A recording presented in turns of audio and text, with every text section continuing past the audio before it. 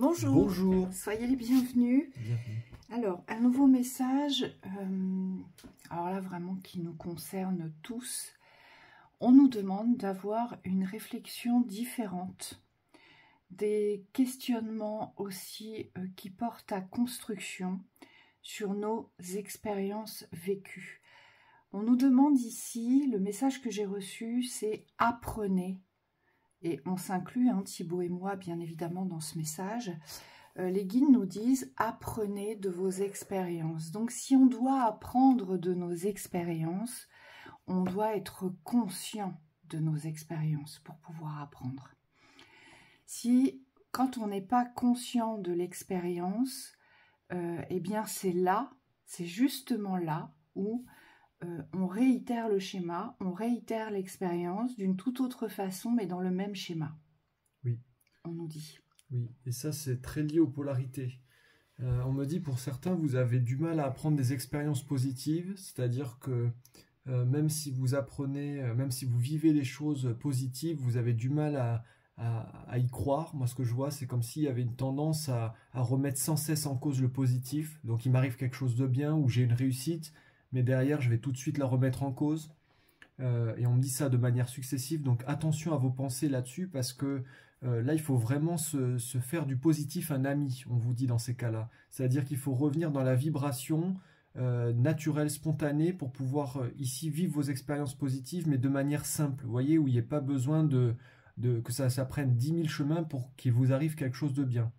Et pour d'autres, ça va être plus les expériences négatives avec lesquelles vous avez du mal à apprendre, parce que vous êtes attiré par les mêmes choix, on vous dit. Et là, c'est une habitude de fonctionnement, souvent. C'est-à-dire qu'on sait que c'est pas bon, on croit qu'on a compris. Souvent, on croit qu'on a compris, ça vient d'une interprétation par rapport à l'expérience, c'est-à-dire vous avez tendance à vite classer les choses qui vous sont arrivées dans le mauvais, mais sans forcément prendre toute la teneur de ce qui vous a amené à faire un choix. Et souvent, on me dit c'est du domaine des influences, où il faut vous ramener vraiment dans votre écoute du présent pour faire le bon choix pour vous. Oui, on vous dit que c'est souvent de l'ordre de l'emprise. Il y a Oui. une forme d'emprise à se dévier naturellement de son chemin. On se rapproche toujours des influences extérieures. Et là, c'est aussi complètement relié à vos schémas de dépendance. Parce que ici, vous n'arrivez pas à vous détacher de quelqu'un ou d'un contexte ou de quelque chose de plus, comment dire, de plus solide, de la pierre, vous voyez, des investissements, des biens, des transmissions. Voilà, il y a vraiment tout cela qui rentre en ligne de cause ici. Les guides appuient fortement aujourd'hui sur cet état de conscience que nous devons cultiver. Être conscient à chaque instant, c'est pas évident. C'est pas quelque chose qui nous tombe du ciel. On se dit ah tiens, je suis conscient tout à coup. Non, c'est pas vrai. C'est quelque chose qui se cultive, qui se développe pour, on nous dit ici, maîtriser la conscience de l'instant. Pour avoir une certaine maîtrise de cette conscience de l'instant. Parce que nos quotidiens nous absorbent. Vous voyez, le quotidien est absorbant. Tous les jours, vous faites des choses, alors peut-être dans la répétition ou pas, des choses diverses et variées dans vos domaines professionnels, dans le domaine familial, relationnel, amical, sentimental, peu importe. Et on nous dit on n'est pas toujours conscient de l'instant présent. Oui. Dans lequel on se trouve dans un espace d'évolution. On n'est pas toujours conscient parce qu'on est plus ou moins absorbé par les va-et-vient du quotidien, par les flux. Vous savez, ça nous aspire un peu comme des spirales. Et en fait, c'est de cela dont les guides parlent aujourd'hui. C'est cette aspiration qui nous éloigne du conscient, de l'état de conscience pure. Oui, et ça, c'est souvent ces états-là où vous êtes absorbé. On me dit c'est quand vous n'êtes plus dans la réception de ce que vous êtes dans l'instant. Alors c'est très facile, on me dit, d'être absorbé puisqu'il suffit de rester sur certains acquis. Là, on me montre des personnes qui croient avoir compris quelque chose, et au moment donné où la compréhension change, parce qu'il faut savoir que tout est évolutif, même dans les compréhensions, vous restez sur des acquis qui n'en sont plus, en tout cas qui n'en deviennent plus. Parce qu'au moment donné, au moment où il a fallu changer votre façon de voir les choses, vous êtes resté sur la case d'avant. Ce que je vois, c'est quelqu'un sur un jeu de loi ou sur un Monopoly qui ne veut pas avancer plus loin. Et on vous dit, ben, forcément, l'évolution, elle implique un risque ici, mais c'est un risque conscient. Donc aujourd'hui, si on veut avancer, il faut savoir se détacher de certaines habitudes, certaines croyances, pour pouvoir en manifester de nouvelles ou en explorer de nouvelles. Parce qu'il faut savoir que les états de conscience évolutifs, ici, ils passent par l'exploration.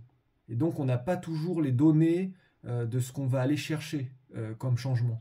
Mais par contre, il y a une volonté qui doit être intérieure et qui doit être plus forte que les incertitudes extérieures. Ici, on vous demande de lâcher certains acquis. Alors, l'état de conscience, la maîtrise de l'état de conscience, c'est un instant dans le présent, à un moment donné, où on est vraiment dans un état tout autre. C'est un peu comme si on le voyait, les images ou les gens au ralenti, et comme si tous les sons se coupaient, où tout à coup on prend conscience de quelque chose, une énergie, son corps, des relations qui se trouvent en face de nous. Voilà, c'est comme si tout autour de vous fonctionnait un petit peu au ralenti en fait. Et tout à coup, vous mettez en lumière, vous portez en lumière quelque chose que vous n'aviez pas découvert dans ce contexte. Voyez, et vraiment, c'est un gros phare, on me dit, l'état de conscience. Hein, c'est quelque chose qui éclaire tout à coup. Oui. Et qui vous fait monter en vibration. Et en général, ça ne dure pas très longtemps. Hein, quand on arrive à maîtriser ces états-là, moi, ça m'est déjà arrivé quelques fois. C'est vraiment un état où le son extérieur se coupe, vous n'entendez plus rien, vous voyez les gens, vous les voyez rire, s'amuser, manger ou danser, que sais-je encore, ou travailler. Et tout à coup, il y a ce ressenti énorme de bien-être avec vous. Vous ressentez votre corps, vous n'entendez plus et vous ne recevez plus aucune pensée. Vous êtes vraiment centré dans votre lumière et vous voyez, vous percevez, vous ressentez. Oui, et ça, ces éclairs de conscience-là, ces états de conscience-là, on me dit ça peut être instantané, donc vous pouvez avoir une prise de conscience comme ça, comme décrit Virginie, dans l'instant, ou alors ça peut être des états de conscience, on me dit décalés dans le temps. C'est-à-dire que pour certains, moi je sais que je fonctionne beaucoup comme ça, vous revoyez une situation, vous n'êtes pas dans le passé, mais vous êtes comme dans le présent de la situation passée, et là vous prenez conscience de tout ce qui vous entoure, de tout ce qui a eu lieu, c'est comme si tout se passait en un instant, et on me dit vous avez une autre vision de la réalité. Et on me dit c'est dans ces espaces-là, alors certes vous ne pouvez pas modifier votre passé, mais par contre vous pouvez modifier la perception que vous en avez. C'est à ce moment-là, on me dit qu'il faut poser une conscience sur ce que vous avez vécu, sur peut-être les choix ou les erreurs que vous avez faites, sur ce qui a été positif aussi, qu'est-ce que vous avez fait de bien, qu'est-ce que vous avez enclenché comme initiative, on me dit. Et on me dit, c'est comme si vous deviez faire un bilan de ces situations-là, de votre expérience dans ces situations, pour pouvoir vous renforcer pour de futures expériences qui ne sont pas encore présentes. Et on me dit ça, c'est très très important d'avoir des moments comme ça avec soi-même de bilan, parce que c'est ce qui vous permet de progresser derrière. Oui, et on vous dit, les expériences négatives et positives doivent s'équilibrer dans votre état de conscience. C'est-à-dire qu'on privilégie pas l'une ni l'autre. Elles doivent être à l'équilibre. Donc on reconnaît ses erreurs si on en a fait, d'accord? Et on reconnaît aussi tout ce qu'on a fait de bien. C'est ça. On nous dit c'est très important parce qu'il n'y a que comme ça que vous pouvez vous servir consciemment de vos expériences passées. Bah ça, je sais faire parce que je l'ai déjà fait, je le fais bien. Donc, je peux m'en servir aujourd'hui, je le maîtrise. Ouais. Voyez? Ou ça, il faut vraiment que je fasse attention parce qu'alors à chaque fois, je me fais avoir. Voyez? C'est ça, être conscient aujourd'hui. Et donc, ça implique cette sagesse de ne pas refuser ni les expériences positives, ni les expériences négatives. On en revient sur ce qu'on a dit au début. Ici, vous devez être en mesure d'accepter qu'il y a du bon et du mauvais dans tout. Et donc, dans ce que vous vivez aussi, parfois il y a du bon, parfois il y a du moins bon. On me dit, plus vous allez refuser quelque chose, que ce soit l'un ou l'autre, et moins vous allez apprendre, puisque vous allez vous priver d'une partie de l'initiation ici.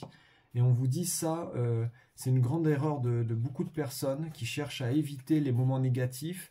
On me dit, c'est souvent dans les moments négatifs que vous pouvez apprendre le plus. Alors ça fait penser à des sportifs qui parlaient de défaite et qui disaient qu'ils apprenaient beaucoup dans la défaite.